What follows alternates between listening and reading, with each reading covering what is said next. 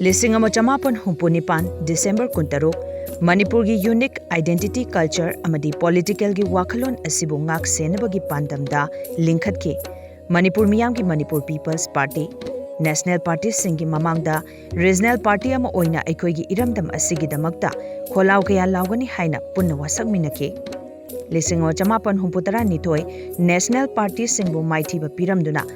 angakpa thajadabaga loinana Muhammad Alimuddin CM oiduna Manipurda government form topangamki MPP gi banner gi makhada RK Ranbir Singh na Manipur gi CM oiramki Laisram Achau Ojoy Nimaichan Luwang Thaunaujam Chaubana chingba Manipur gi saknairaba politician kaya party sida achauba role lauramki party sina Manipur gi damakta culture identity da natana Analaying Medical gi lamda Regional Medical College hojikna Regional Institute of Medical Sciences RIMS amadi Mahima Singhe Manipur University Hanana Jawaharlal Nehru Postgraduate Center of Manipur da makhoi gi matamda semgatuna chaukhatpa watapadaba lamdam ama oinaba hotnaki adubu laibak thibadi lising mochamapan marfu taradagidi Manipur People's Party mayai chamtharaki lising aniga sumna tarani thoigi assembly election da mihut ama fawba kaba ngamkhide adubu pumnamak asina leirabasu Manipur People's Party gi ahallaman singna thambiramba pandam adubu manghanba yade haibagi thauna ihul amaga loinana hauze party sigi president oidiba Soren Sangbam BROJEN na ngamjaba upai puthoktuna party si amuk hanna miyamgi mangda miyamgi damakta amuk hanna lepa ngamnaba honari ngase NME TV ga party sigi office ta president S BROJEN ga unabagi tanja adu lauduna party sina miyamda karamba wakhal thamli haibadu taminase matamamde MPPC Manipur gi laihau de halana sengba adum resident party ni asi akoi matamamda national party de yommayam amana pujilaga semagu party ni masida national party gi state yang mijeng adagi national party de yaw mayam thola semdi state yang miyeng je kamai to ge da mone tohoni mu to si regional party form to gibne to ga mase ko hankade ji ngo kan da party is nation dam ki character se party ne regional party or ga maduna aikoi sathaba ngam da bi ko ki political ko philosophy da kitang rooted one se mong da bi ne ko yamna MPP de pillars aduna kedar be se mong da ba adu da ko pillars kar lai hi nai di tham jaga da ahan ne thamamba ko lega se ko chathari follow up to ri dar adu ma ko madu chapchana mo ne to biramba leba ki ngang no ba mon lorma thodang ma ko adum makha sathajari hai ta external influence yawani aduga ko internal crisis leadership crisis se MPP diam to indui thoi maduna decline de dunia du hasimaki settle tawre na musu haje ke madu maram di adugi internal crisis ko leadership crisis legi dar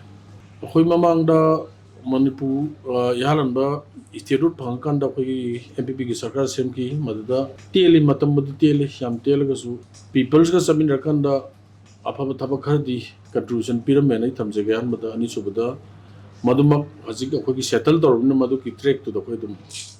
salak ka peoples ki na thajabal la kan sim ga thamje ko mamang da ko sarkar ba kan Manipur gi dum tawiya ba masang nai ba dum tarmi Manipur da ko gi patriotism the base to have se ko khongjom de 13 August MPP gi lengang matam no ko dum pak thoi masi Manipur bunungsi ba maram dum kanna ba gi dum ko thoi ta gam sing de pi ba so wi kai khum na ni lukje maram ni state ki thak ta holiday lok to kan ko mo gi palan do ne ma sim MPP na Manipur miyam bunungsi ba madi Manipur miyam bu kanna ba khona ba sing de kai ko to ni nam su thang ga du ga ko na mai gi har ga so ko matamam da Manipur si Gawati board ki makara exam thar mado ko Manipur board likala mi ko adugi MPSC linkali adugi Manipur University RIMS ko dum tawya ba MPP na dum miyam gi dum taw me do kari ko MPP la ga de ko he na tawya di miyam gi tanar kan da miyam apa ba sat kan MPP na do tawya to ne na khalle state economy gi di forest ne adugi natural resource ne mineral ne sidai da ko base tor kan ko gi state economy je dum lahembe ya ne na khalle aduga economy se phana ba ko na production ji am lair ga su road transport cha se highway je phatra ga di port product mayam puthok thadok thajin ji adagde hoi adusu state economy gi yam puthong jaloi duine thadok thajin gi yanaba inter village road highways yam phajana matik chana phanmam changi adugi horei be naha sing apam sing akoi yam kubda nainari akoi gi MPP manung ko yu sing ji akoi gi decision making de yahan ba adugi moi apam adu maning tamna kore share tor kana si pa me na akoi gi the phongdo kana madu khanar kana thabuk thong da akoi khona ba state ki kori sukhar so koi khanari madu ajik makti akoi haidok kirogi haitare madamdi akoi madu gi planning du loi tri preparation di loi re ek tongna ba akoi ajik kana sitting jathari housing ethnic si resident party le magdi masi solve torne na khalle masi state ki subject ni aduna housing le ba national party sing lang action nungai dai tar MPP na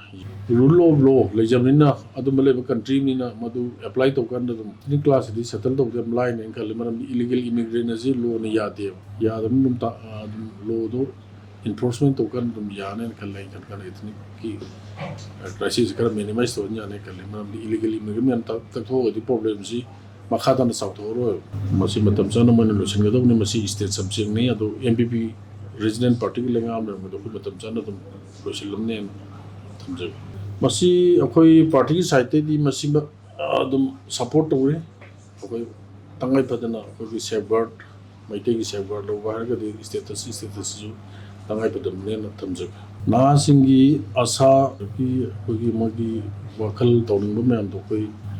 MPP na pangthung na ba koi maga personal contact to no ko hona gani ano voter me am se amano koi youth friends leri moris state wide mobilization lama tawna ba koi sem sari adu